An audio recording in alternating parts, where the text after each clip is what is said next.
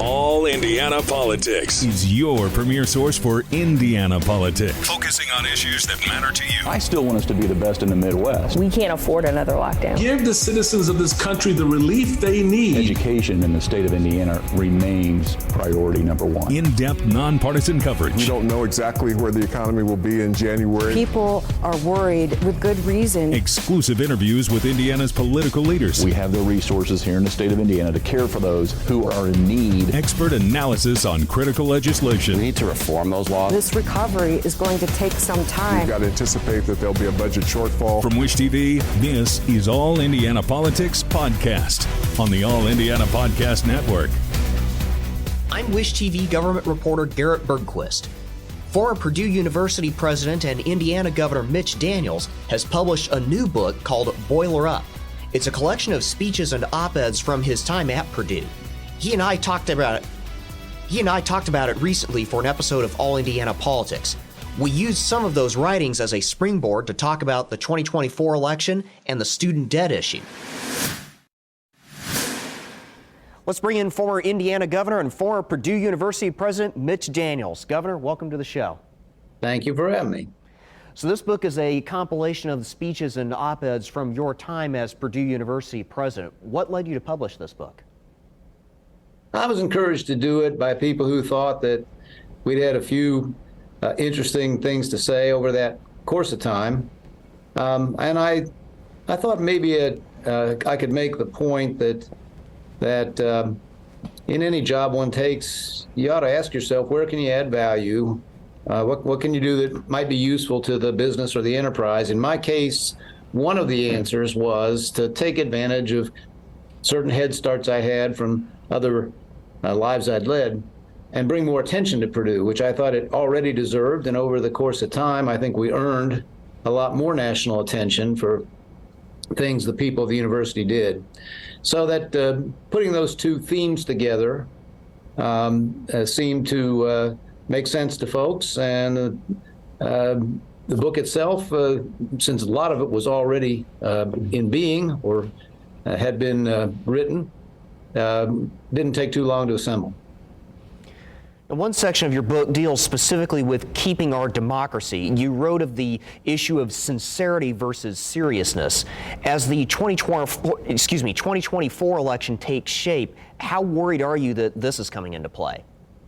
There's a lot to worry about, honestly. I'm an optimist about this country, and this country has confounded its skeptics before, but you have to recognize the reality that's in front of you. So yes, I'm concerned, first of all, that neither of our parties is dealing with effectively with the issues that face us principally, or at least I'll say first, the unconscionable, unpayable debts that we've run up. Both parties have now contributed to this.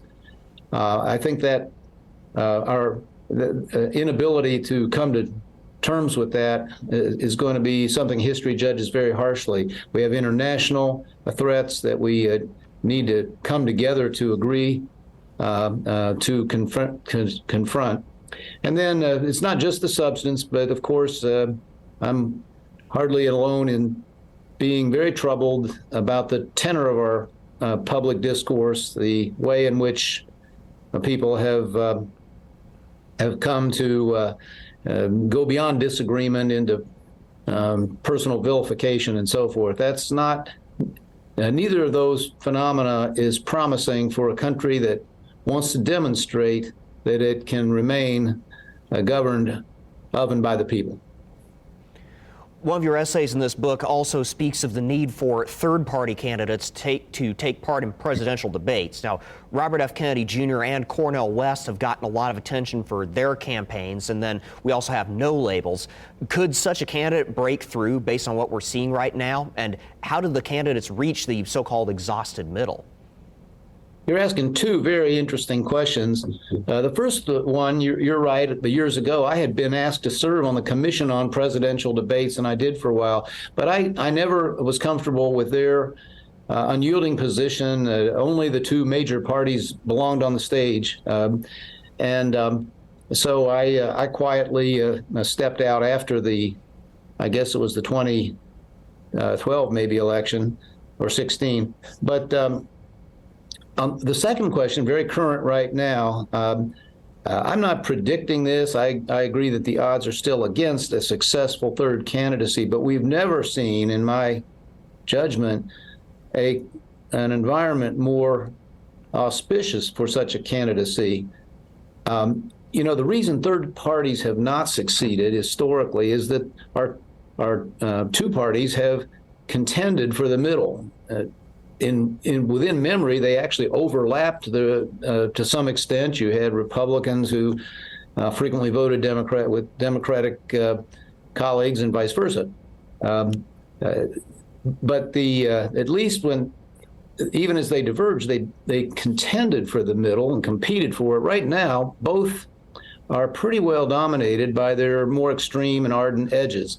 And that's why you have this middle you talk about. This is why we've never seen 2/3 of America say essentially a pox on both houses, have no confidence in either one.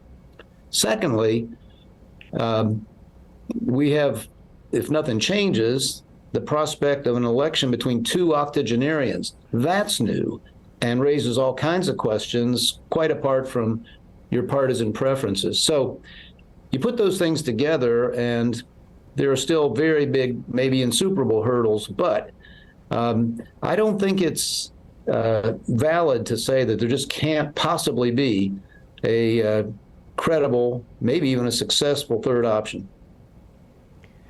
Speaking of 2024, was it worth it for former Vice President Mike Pence to run for president, given his early exit from the campaign? And did he do the right thing by dropping out now? I think he had every right. He was fully as credible as anybody else in that race, more so than many. And he had a case to make. He had a background and an experience that qualified him to speak to these subjects. I thought he did it with great honor, honestly. I thought that he conducted himself not just credibly with regard to the substance of what he said, but civilly and with grace, in a way that I really wish more. I wish all people aspiring to that office would. So I think he was well within his rights to run. I think he probably made the right decision that it wasn't going to work out. And typical of him, he entered it gracefully and respectfully and abandoned the race the same way. Your 2018 commencement speech focused on the issue of tribalism. That speech is in this book. And in it, you noted the benefits of being exposed to viewpoints different from your own, such as on college campuses. Building off of that, how do you view the recent uproar over how colleges and universities have responded to protests over Israel's war with Hamas?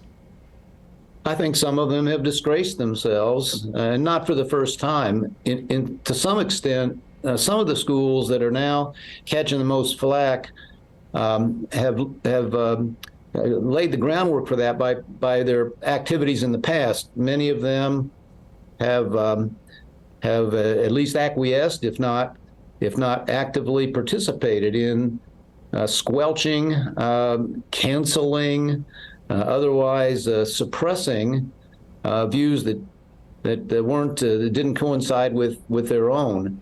And that, I think, made it especially difficult for them to be neutral brokers in the situation that just arose. And of course, those who were unable even to say something suitably negative about atrocities of the kind we saw will have had an answer for that, and rightly so. What do you most want people to take away from this book? First of all, an appreciation for Purdue University and what it stands for and what universities like it mean to the country and can mean. Higher ed is, in some ways, you just ask a great question. It lost its way recently. Of course, another way is that it has allowed way too many people to conclude it's not delivering value, that it's charging way too much for whatever learning is occurring on its campuses. And we think Purdue has set a reasonable example of being better than that in both those dimensions and others. So that's one thing. I hope also that many of the topics that you just asked about and others that I dealt with in pursuing my mission, my assignment to lift Purdue's visibility and reputation. I'd like to point out, that we've talked more in this conversation about partisan politics than I did for 11 years. I swore what I always called my vow of political celibacy, respecting Purdue's position as a public institution, and stayed away from any partisan activity at all those years. That meant that in order to be heard and to lift Purdue's visibility, I had to talk about other things. And I hope some of those the things that are raised in there people will find interesting. Why I think motorcycling is not only fun, but a great way to meet people different from you. Why I think lotteries, although they're popular, are not fair and not a good idea. And a lot of other topics that I dealt with because, in part because I wasn't going to speak to the obvious ones of our political issues and controversies. How should colleges and universities approach that cost-benefit issue that you just alluded to? Right. When people ask, gosh, what are you going to do about student debt? I've always said, well, step one ought to be don't charge so much in the first place, and then people won't be forced to borrow or borrow as they have. I was very outspoken, I guess, in saying why I thought that the idea of forgiving all this debt, which is a misnomer, by the way. The debt it wouldn't be forgiven. It would be transferred from people who borrowed it to people, namely taxpayers, who didn't. And I, in the book and elsewhere, have talked about why I think that was a very bad idea.